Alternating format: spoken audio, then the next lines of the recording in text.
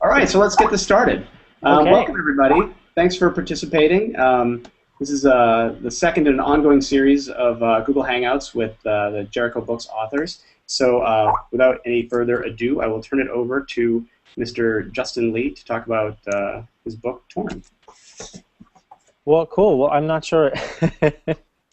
This is the first time I've done this. I'm not sure exactly what to talk about here. So, John, you may have to guide the discussion a little bit. Okay. But and we have some questions in the so we have some actually already have some questions coming in. So we could go to questions, or you could potentially start out by talking about your experience writing the book, and Sure. Anything you really want to talk about regarding the book, and then we can move on to questions in the chat room. Sure. Feed you questions if you like. Sure. Well, so I'm very excited about the book. The book is called Torn: Rescuing the Gospel from the Gays versus Christians Debate. Although I suspect most of the people who are listening in right now already know that, or they wouldn't be listening in. But for me, it's really exciting. It's out this week. Tornbook.com is the web address. But this is my first book, and it's for me an issue that I'm very passionate about. Having grown up in a conservative evangelical home, being really very anti-gay, saying a lot of things that I now realize were hurtful to gay folks, to LGBT folks, but at the time, which I thought were very loving. My attitude was hate the sin and love the sinner. I always want to say that backwards, I slip up sometimes and I say hate the sinner and love the sin, which I think sometimes is actually how the church comes across more often than we realize. But then I realized when I was a teenager that I was attracted to the same sex and that I might actually be gay, and that sent me on this whole journey of trying to figure out, what does all this mean for the church? What does this mean for me as a Christian, and for all of us who are torn in one way or another on this issue? And so this is a book that's been many years in the making, and here it is, and this is now what I do for a living, is build these kinds of bridges between the LGBT community and the church as executive director of the Gay Christian Network. So, and I'm getting some echo now, I think. Yeah, we're getting some echo. I'm not sure if maybe someone else was coming in, so. Yeah, someone might be watching the YouTube as they're watching the stream as well, so we'll watch out for that. Also, we will be giving away 10 signed copies of the book at the end of the broadcast. So to be eligible, what you need to do is tweet using the hashtag that's on my name there, TornBook. It's backwards. I'm assuming I typed it right, TornBook. So if you want to go ahead and do that, we will be giving away those 10 books at the end. So there's so much stuff happening on my screen right now. I've got like chats over here, and you guys down here, and then tweets coming in, and my screen lights up every time these tweets are coming in, and then my phone is vibrating because I think people are texting me, so I don't even know what's going on here. But I'm excited. It's technology overload. So we do have a question. Actually, let's go to the room here. Does anyone have any questions for Justin? I do. Sure, go ahead.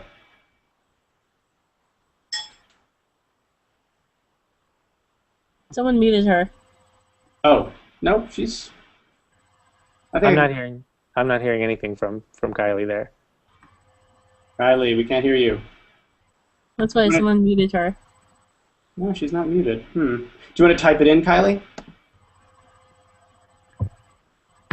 Okay, I just unmuted it, so can people hear me now? Okay, yes. Good. My question was, do you have any new projects that you're working on for GCN, or do you have any more ideas for more books you want to write? I know you just finished a book and you're like, oh my gosh, I'm never writing anything again. But do you have any more ideas or anything like that? And actually, you may want to mute yourself now because I'm getting some echo from you. Sorry. Yeah. It's fine.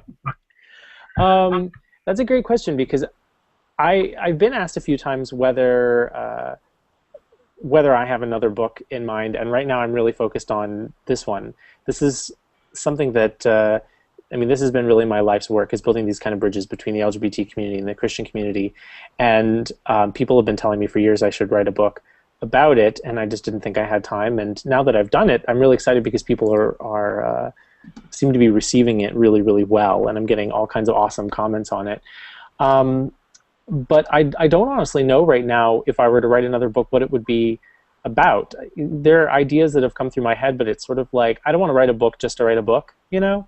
When I set out to write Torn, it wasn't because I wanted to write a book and then I had to come up with something to write about. It was because I had this thing that I really needed to get out there, and there wasn't any way to get it out there other than adequately, other than in book format. I mean, a lot of these issues that the book talks about are issues I've talked about on radio interviews and TV interviews and in my podcast and articles on the website and blog entries and all kinds of stuff.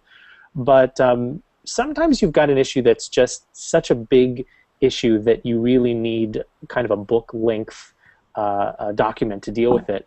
And that was the case here. I don't know right now if I have another issue that I feel like I have that much to say about and that much of sort of a unique approach that it needs a book, but if it happens, I'll cross that bridge when I come to it. But as far as projects with GCN, the Gay Christian Network, we've always got stuff going on. Pretty soon we'll be releasing some results actually from a study that we were doing over the last year, which I think is really interesting, but I don't want to give anything away too soon because it's not out yet. But watch for that video from us, and we're going to be completely redoing our website. So it's just a matter of days, really, before you see a brand new website pop up for us, because frankly our old website's kind of old and ugly. And we've got our big conference coming up in January that'll be in Phoenix. So a lot of stuff going on with us. Our web address is gaychristian.net, for those who don't know. Yeah. That's a great way to end a response, right? But yeah.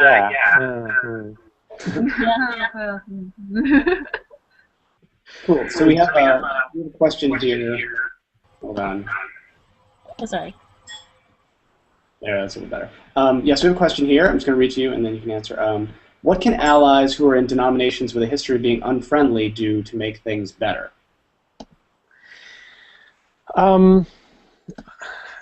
You know, I think there are a lot of things. I think a part of what needs to happen is there needs to be conversation. I think this is one of those issues where we have a whole lot of talking happening and not a whole lot of conversation happening. And really the missing piece is listening. I think it's not particularly helpful to just sort of preach. Many of us have had the experience of being preached at, and so hopefully, you know, we can take that experience and recognize that it doesn't do us very much good to preach at other folks. So I think just sort of going in and preaching at denominational leaders and church leaders and saying you need to change this is not likely to actually accomplish much in terms of changing things. What I think will accomplish a lot is telling our stories. One of the things that was really important to me when I wrote Torn was to use a lot of my story and a lot of the stories of other people who I know. And it sort of made the book difficult to classify, because people would say to me, well, so what kind of book is this? Is this a memoir? Is it sort of theological gobbledygook, you know? They probably didn't say gobbledygook, that's my word. But no, that you know, sounds like something, sorry. No, go ahead, what? That does sound like something I heard from this one British guy on Fox News or something. Yes. It is a word that's out there. But yeah, so I didn't want to write a memoir. I don't think that my life is so personally interesting and exciting that everybody needs to read it. But I do think that it's important to tell our stories, and I think the best way to make some of the points I wanted to make was by showing how these issues affected my journey and how they've affected other people's journeys who I've come in contact with over the years, and that seems to be really effective. And so I think, you know, my story is not the only story out there that's powerful. I think everybody's story can be really powerful, and one of the best ways that allies or LGBT folks can make change within their denominations is to share their journeys and to say, this is how I got to this point where I am. These are the hardships I've gone through. These are the challenges. These are the questions. If you're a straight ally, maybe you had one position in the past, or maybe had questions in the past, and then you met somebody and that person's story, or somebody came out to you and that person's story had an impact on you and how you see the issue.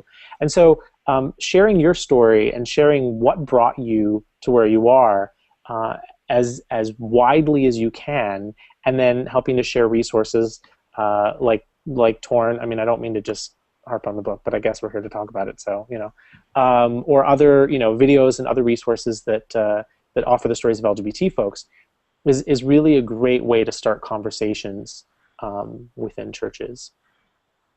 So that's a long answer for a short question. I like it, long answers. I think John D had a question. Hey, John.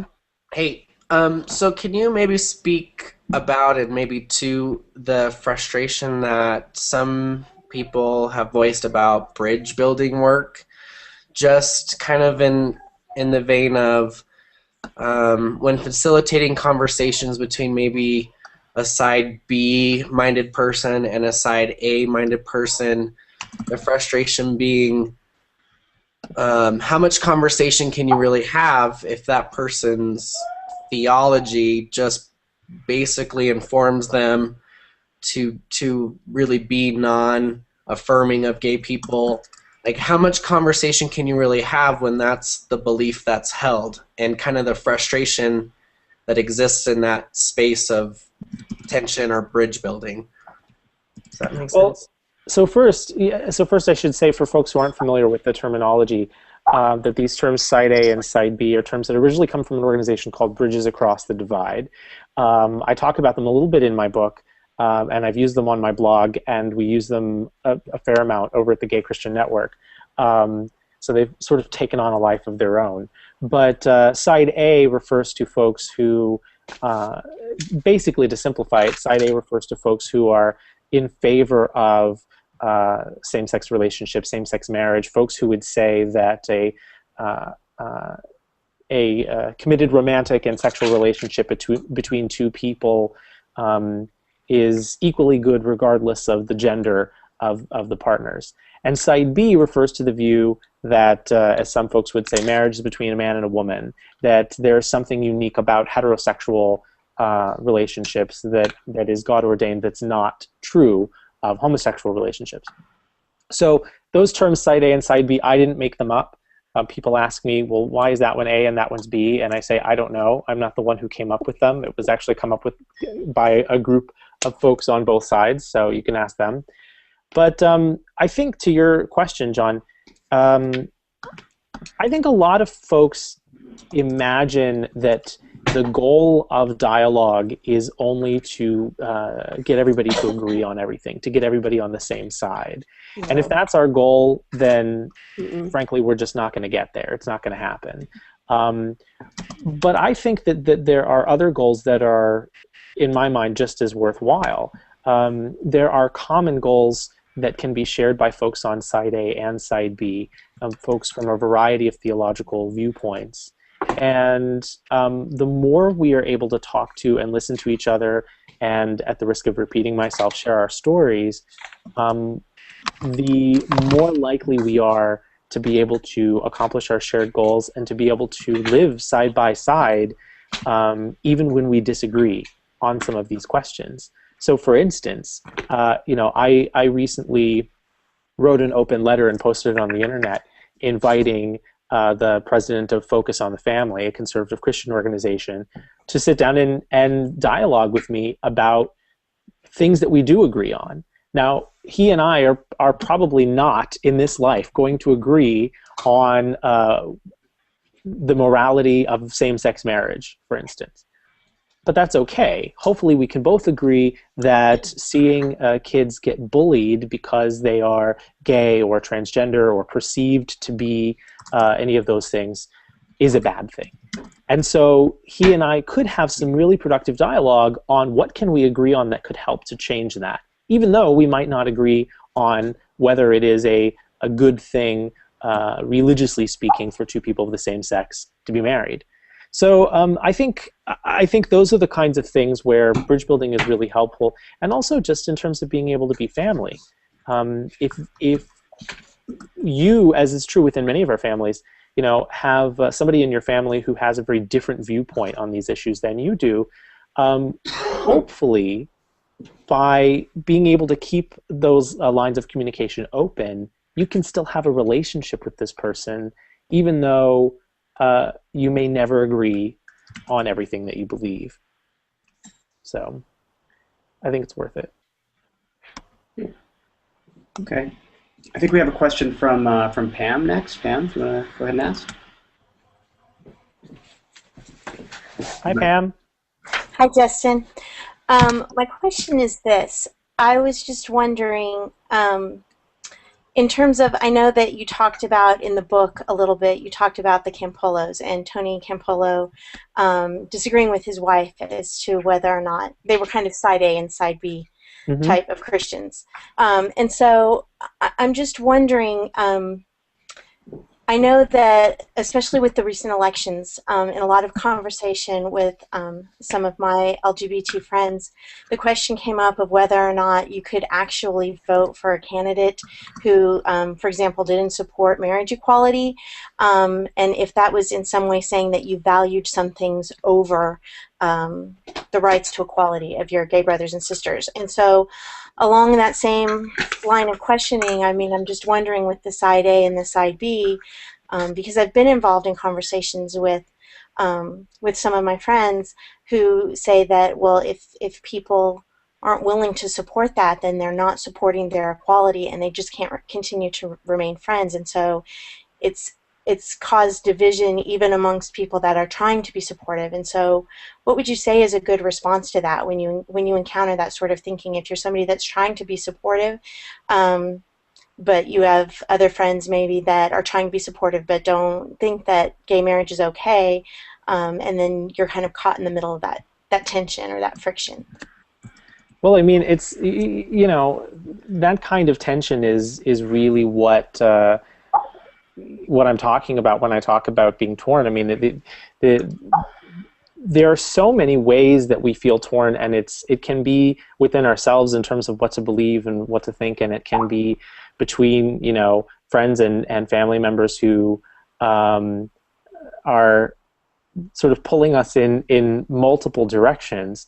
I think what you mentioned with the Campolos is a great example of the fact that we can sit down and love each other and have relationships with each other even when we disagree. I also think one of the things that I didn't mention in the book, but that's really interesting since you brought up sort of the political side of this, is that theological views on gay marriage don't necessarily correspond with somebody's political view about what should be legal or legally recognized. So, for instance, Dr. Campolo has said that he does not morally condone same-sex marriage, but and he does not think that the federal government ought to offer a sort of governmental recognition of same-sex marriage, but he also doesn't think that the federal government ought to offer that kind of recognition of heterosexual marriage either. He says his preference would be for the government to get out of the marriage business altogether. Right. So, and C.S. Lewis famously said in Mere Christianity that he thought that divorce was wrong, but that didn't mean that divorce should be illegal.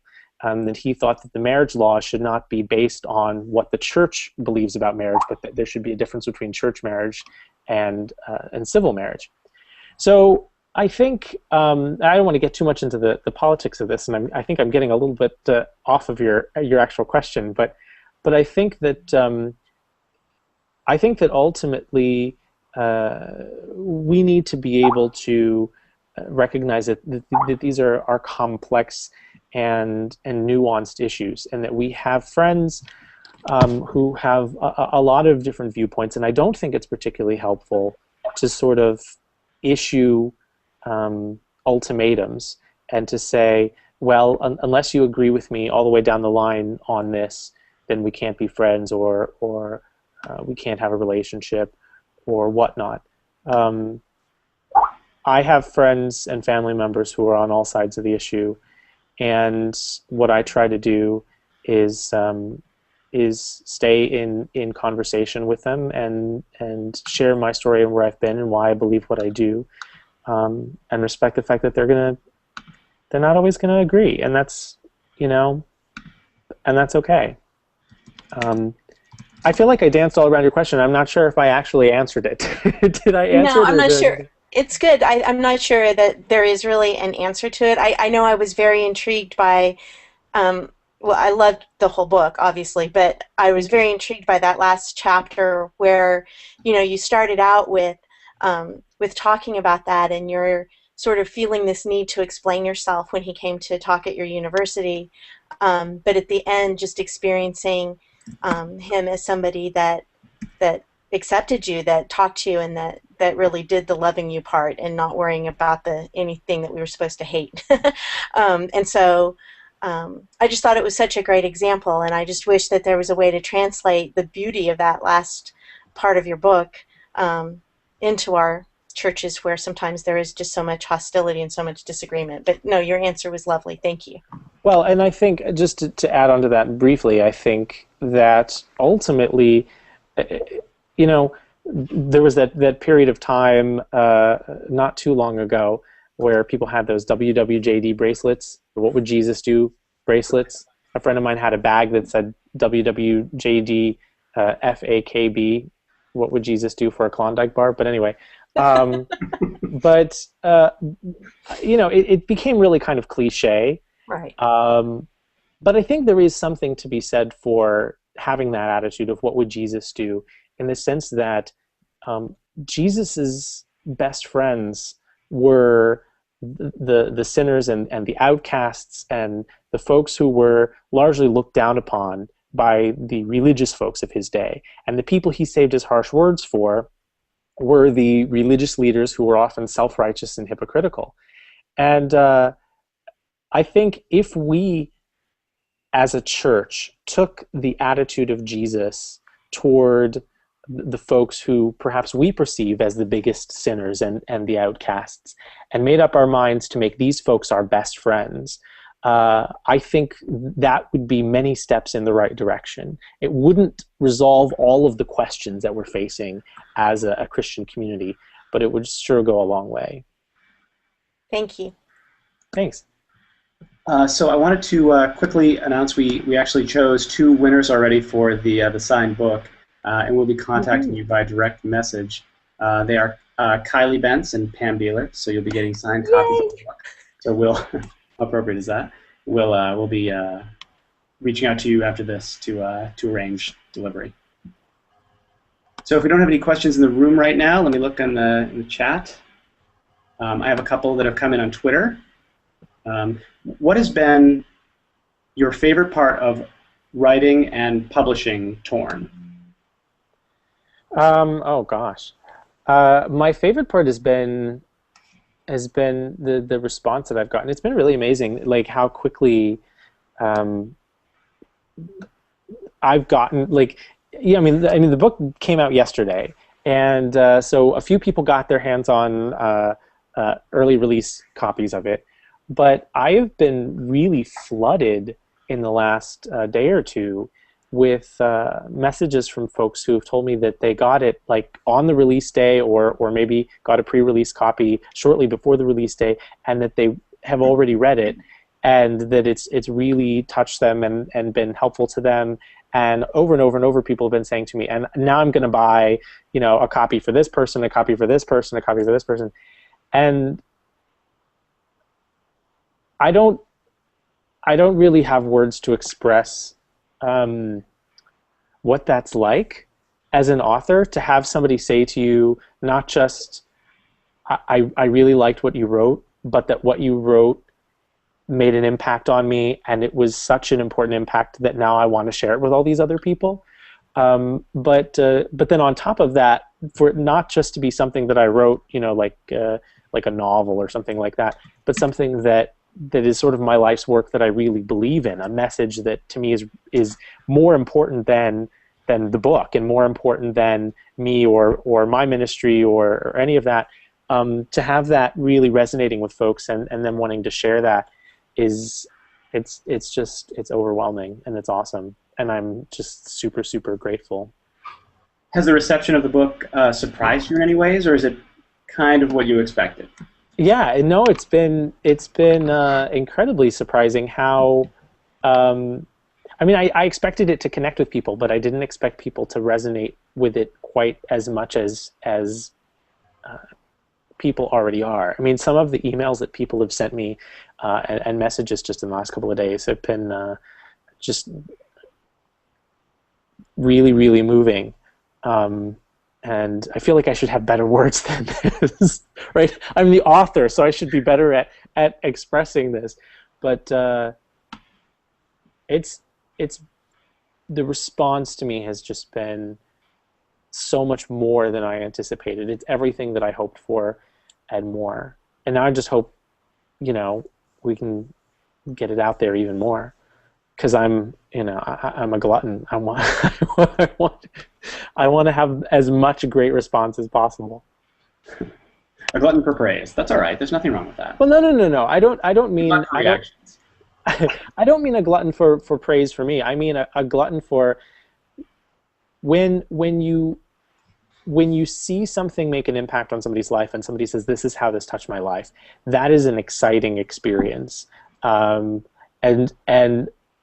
that is something that never gets old. So that's what I'm a glutton for. That has to be very gratifying. Definitely. Cool. Does anyone have any questions in the chat, or should we take some from the Twitter stream? Is there going to be another musical? I'm just kidding. So those who have not necessarily followed my blog the whole time I've been doing it, or been involved with the Gay Christian Network, may not know that a few years ago at a GCN conference, I wrote a sort of a spoof musical that a few of us performed as sort of a surprise for folks, and it was a hit that we didn't really expect, and went viral-ish on YouTube, and then so then we did a second one a couple years ago, which was exhausting because I tried to make it bigger than the first one, and so we had so many people. I was like, well, we need more characters and more everything.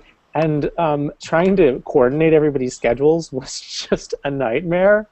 And so at the end of that, I was sort of like, I'm never doing another one of these ever. I might change my mind. We'll see. But I haven't written a third one yet, so. Cool. Anyone else have any questions in the chat room?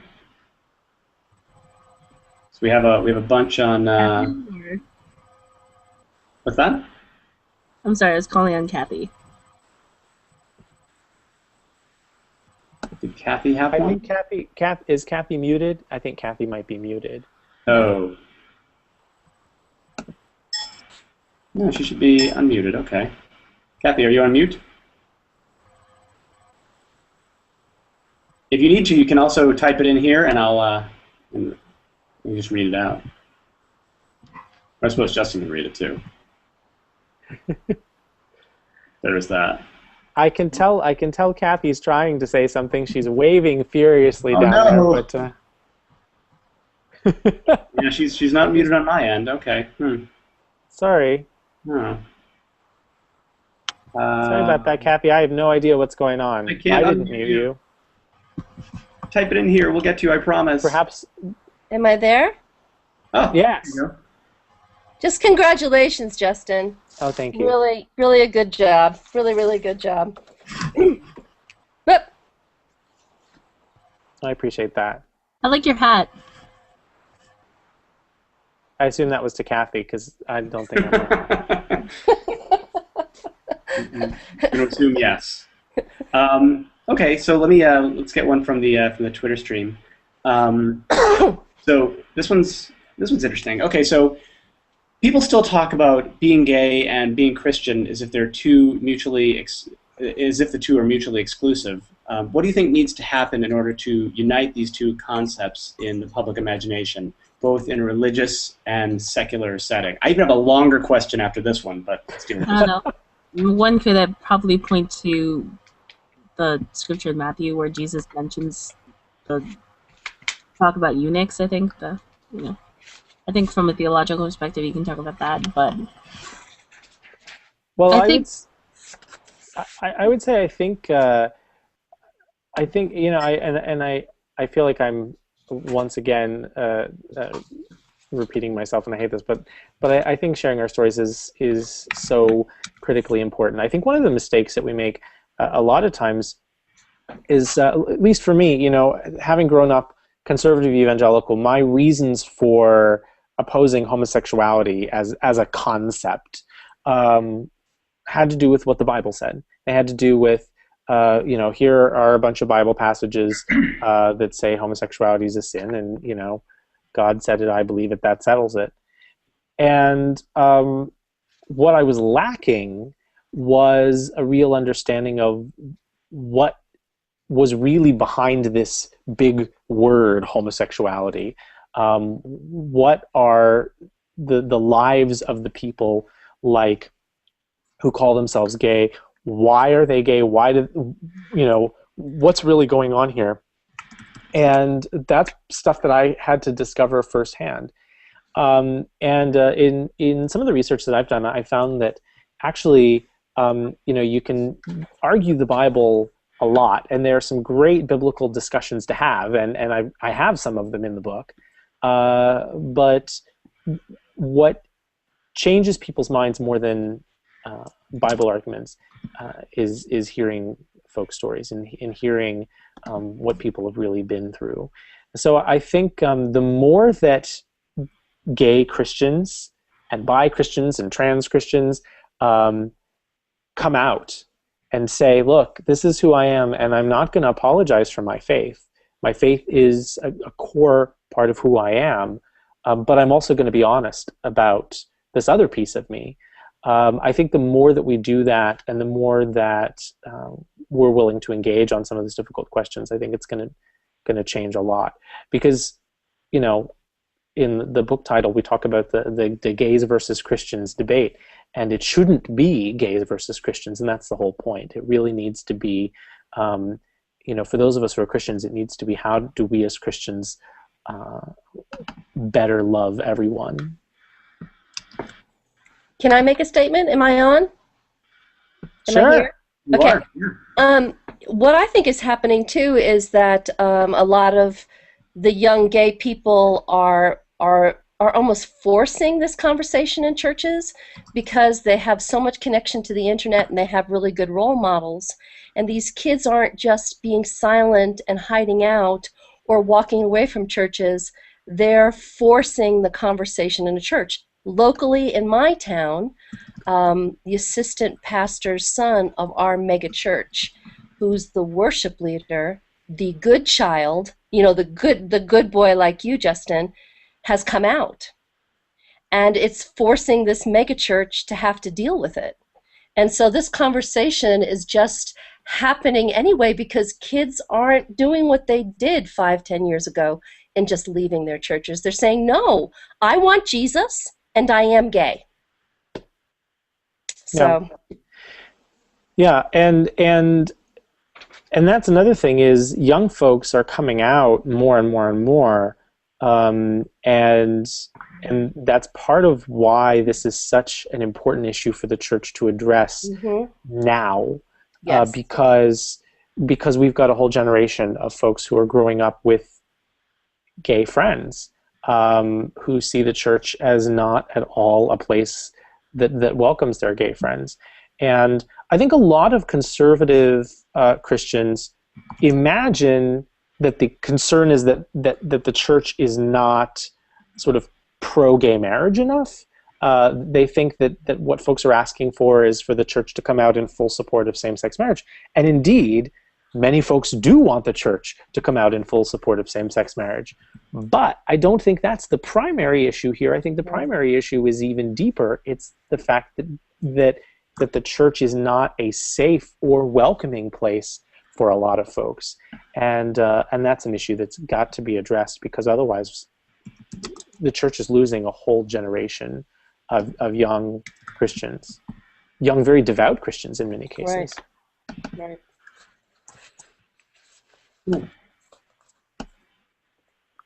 Questions from anyone in the room? I've got a bunch more. Okay. So here's one from Twitter. So do you have any concerns or fears over negative backlash that you might receive about the book, either from strangers or from people you know whose stories you've shared in the book? Ooh, that's a juicy one. No, I don't think any backlash from folks in the book, certainly. It was really important to me, because I do write about real people, it was really important to me whenever possible to make sure that I had the permission of folks who I talk about in the book, and I shared with them, this is what I'm going to say, and made sure that was okay.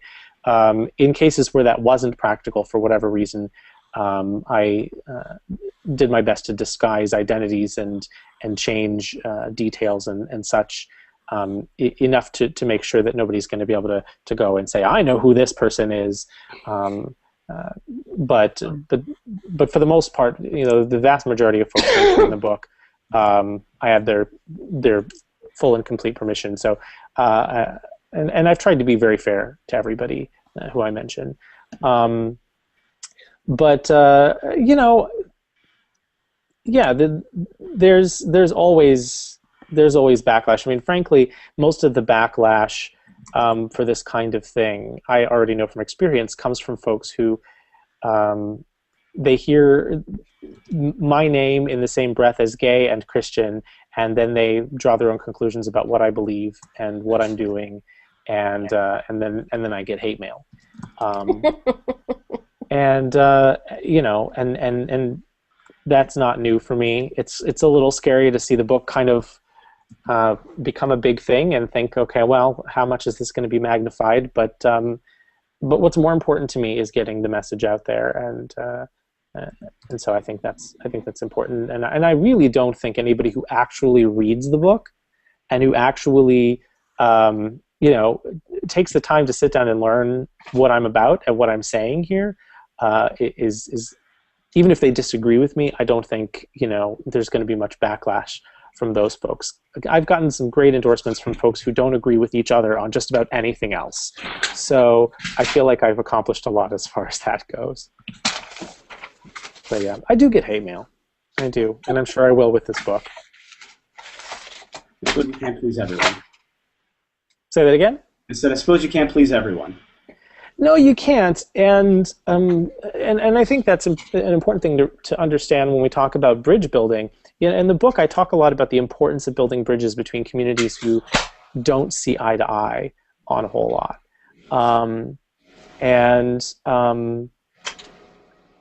I think that bridge building is really important. But bridge building doesn't mean we just sort of approach everything from this kind of lukewarm, wishy-washy perspective and try to make everybody happy all the time, because you can't. It's about being gracious and respectful and kind to people, while also, I think, being firm on what you need to be firm on. So I can take a firm stand and say, this is what I believe, but also be gracious and kind and respectful to folks who disagree with me and try to understand why they disagree. And I think one of the big misconceptions is that people imagine that if you're being gracious to folks who disagree and trying to understand why they disagree, that it's because you're not strong in your own views, or that you're saying everybody's equally right. And that's simply not the case. I can be strong in what I believe, but still be gracious to folks who have a different view. Cool. A related question, somewhat related question. How have you seen both Christian and secular perceptions of being gay evolve throughout your life and during your ministry? And second part, do you think public perception is headed in a positive or negative direction? Well, no, I think things are going in a positive direction. I just wish it were happening a bit faster because, and this is an important point for me. My reason for wanting to see things change in terms of how the church treats LGBT folks is not because I just want to see the world, or at least not primarily, because I want to see the world be a more gay accepting kind of place. I do. I want to see that happen. But frankly, that's going to happen with or without the church. You know, you can look at society, you can look at the culture and recognize that the way sort of our secular society is going, society's not waiting on the church's okay to love gay folks and to affirm gay folks. But what is going to happen if the church doesn't get on board is the church is going to slowly or quickly become irrelevant. People are simply going to say, well, this is an outdated homophobic institution that doesn't even know how to show the most basic compassion to people, and they'll write it off. They'll write off not just sort of a particular denomination or a particular church, but they'll write off the gospel, they'll write off Jesus, they'll write off the whole kit and caboodle. And that's another great phrase, kit and caboodle. But I think that would be a tragedy. Of course, the other thing is, you know, there are a lot of folks who are living in, you know, conservative Christian homes who desperately need to be understood within those Christian environments, and so their lives are really dependent on the church getting its act together as well. But I don't think we're waiting on the church, you know, in terms of where society's going to go. I think what happens with the church determines a lot about the future of the church, frankly. But I think things are going in a positive direction, both within and without the church. I just would like for the church to be catching up a bit. Okay. Questions in the room? Because I've got a good one. The room is quiet. Hold on, I have one. Okay. Actually, I was actually just typing it. What do you think about like the verses in the Old Testament that talked about how, you know, you can't, just about transgender, basically. Like, basically, what do you think about that? What do you think about the verses in the Old Testament that talk about that? Or I don't really know how to phrase it. I was trying to figure out how to phrase it while I was typing it, but just, you get what I'm trying to say, I guess? Sure. Yeah. Yeah, there's not a whole lot in the Bible, and I'm getting that echo again. So I'm sorry. Yeah. Sorry. That's the one thing. Once we get video conferencing set up so that echo is no longer a problem, I think we'll have arrived as a society. It'll be a great day. Yes, that and spam. Those are the two problems I want to see us conquer as a society. I think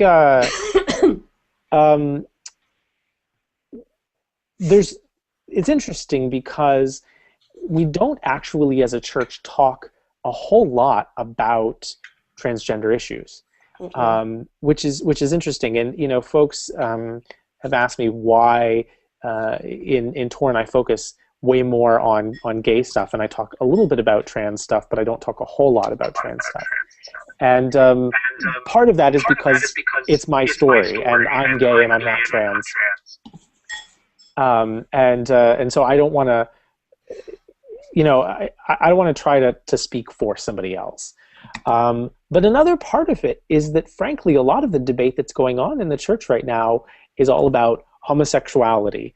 And sort of, I think trans folks get, there's no question that there's some major prejudice in the church against the trans community. But I think a lot of it is a lack of understanding of what it even is to be trans, and it's lumping trans folks in with gay and all this other stuff. And the Bible doesn't really have a whole lot to say on the subject. The Bible talks a lot about gender and or really about sex, about male and female, in terms of sex roles and things like that. And then there are a few passages where you find, like in the Old Testament, a passage about men and women, not wearing the garments of the opposite sex or whatnot. But frankly, these passages come in the midst of a ton of other passages that most Christians don't point to, and I doubt if your average conservative Christian even could point to any of those passages. So I think that the biggest issue in the church with respect to transgender issues is really a matter of ignorance. It's a matter of, even a lot of gay Christians say to me, I don't want to admit this in public, but I don't really understand what transgender means. I don't really understand that whole thing, and so I think we all as a society have a lot of education to do on what it means to be trans, and helping people understand that a transgender person who presents themselves in a way that's different from their biological birth sex is not just some kind of weird, sex fiend who's trying to whatever. This is a much more complicated issue than I think a lot of people recognize, and I would love to hear more stories from trans folk, and particularly trans Christians, about their experience, because I think that's the best way that we can help people understand. And I know, Kathy, are you still here? I think she is. am. I'm here. And I know Kathy has written about, and I have as well, Lisa Salazar, who has a wonderful book on the subject. And there are other wonderful trans men and trans women who have written and spoken out about their experiences, and I think we need to hear from them more. Right. So I have a quick question on that.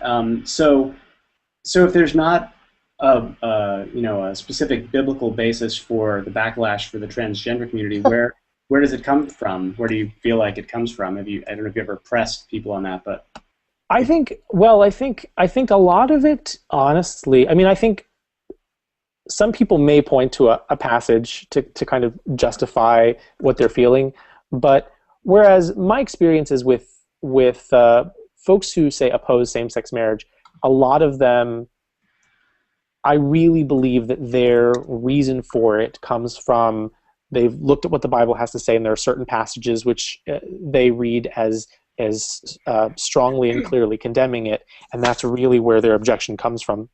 I don't know a lot of folks who really wrestled a lot with passages in the Bible about transgender issues.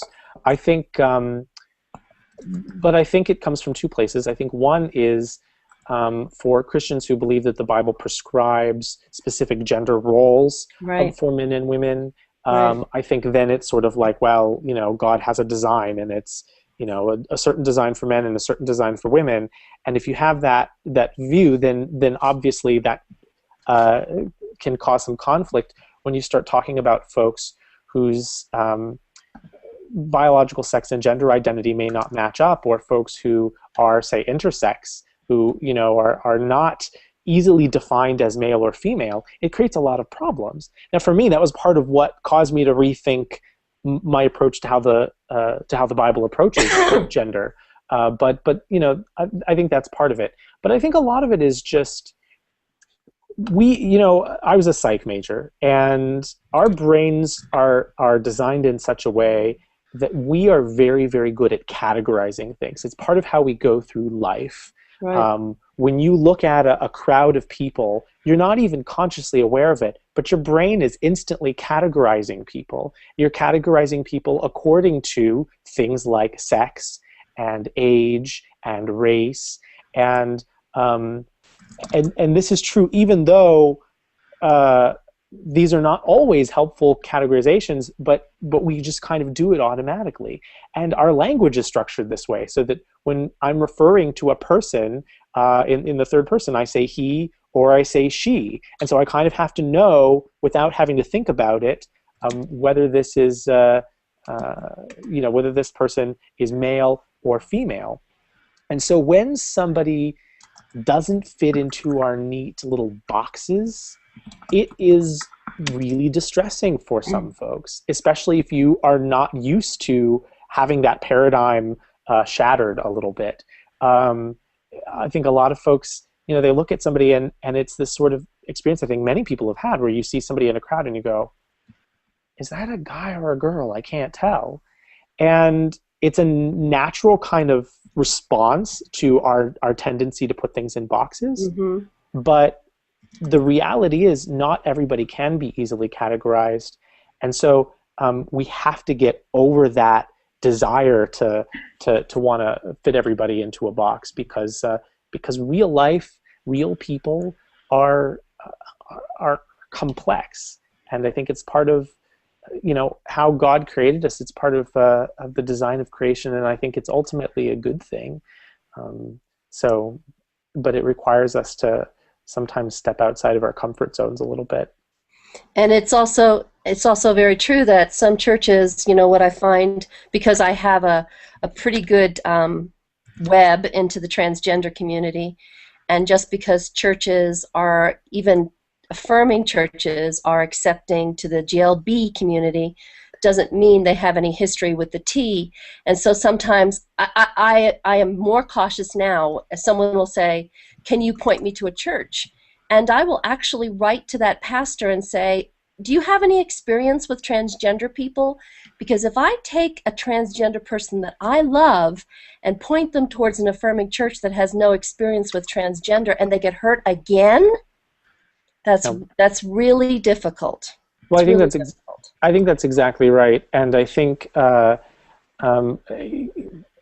sadly, even gay communities can be incredibly transphobic, and so because it's sort of like just because somebody's gay and they're attracted to their own sex doesn't mean that they have any idea what it's like to have a gender identity that doesn't easily fit into a box that matches their biological sex.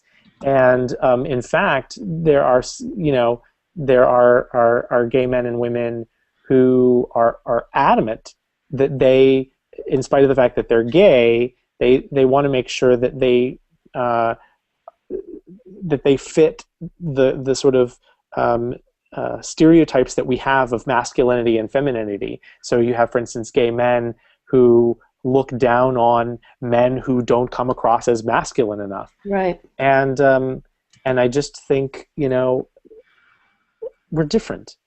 We're different. And I don't have to, this is the thing, I don't have to understand everything about you.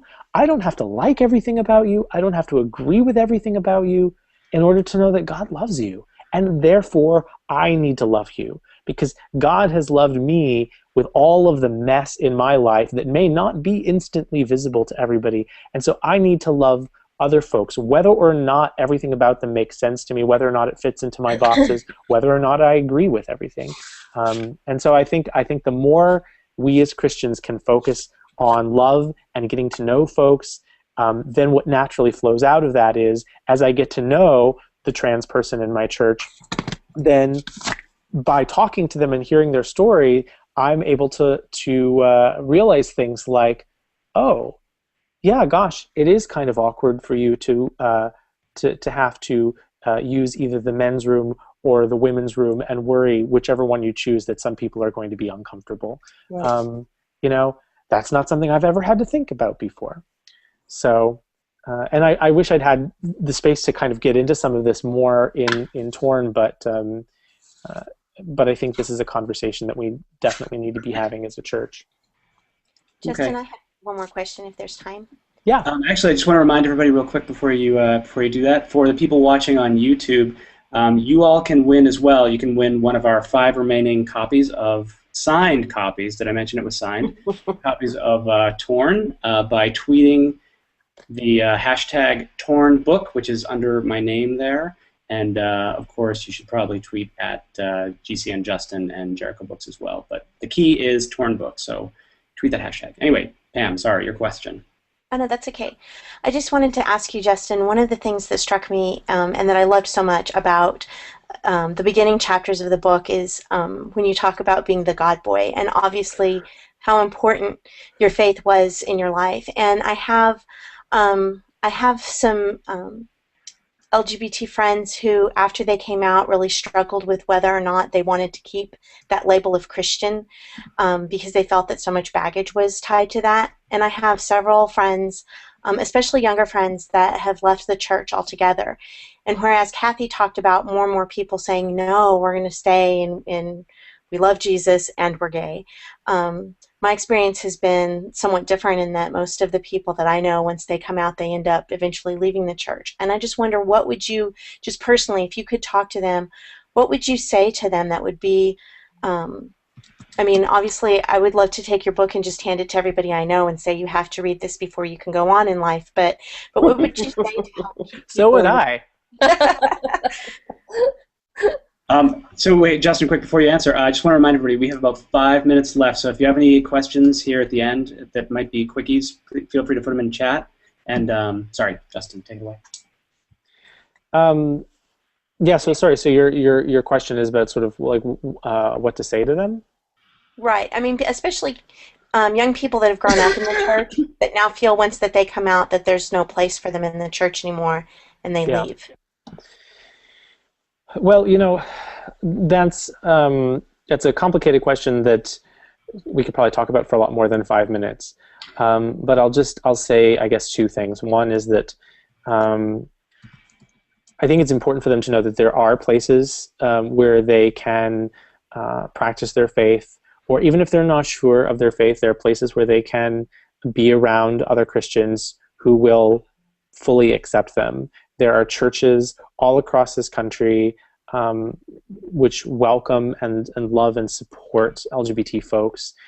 There are organizations like the Gay Christian Network, which is, of course, is my organization. We have a website at gaychristian.net.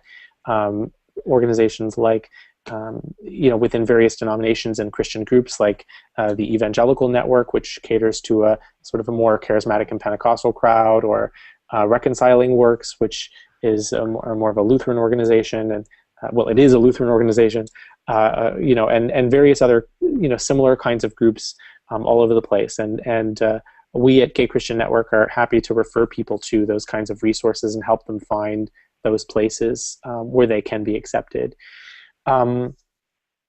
Also, though, I would say it's challenging because sometimes it's not just a matter of people feeling like there's not a place that they can go. Sometimes it's a matter of people have been so hurt by Christians in their lives, and so hurt by the church, that they just feel like they can't emotionally do it anymore.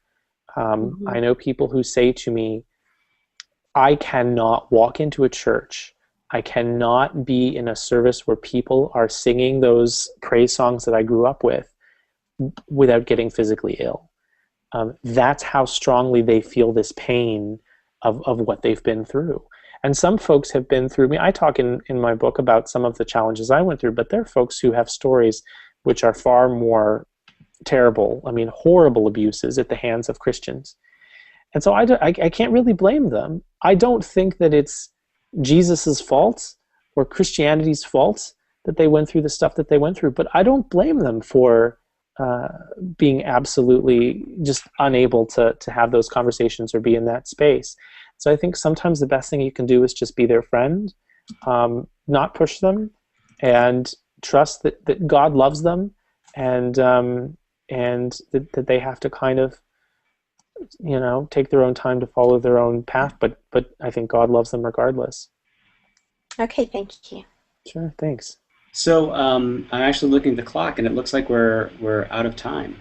I don't think we have time for any more questions, but I want to say thank you to Justin for taking the time and talking to us here tonight.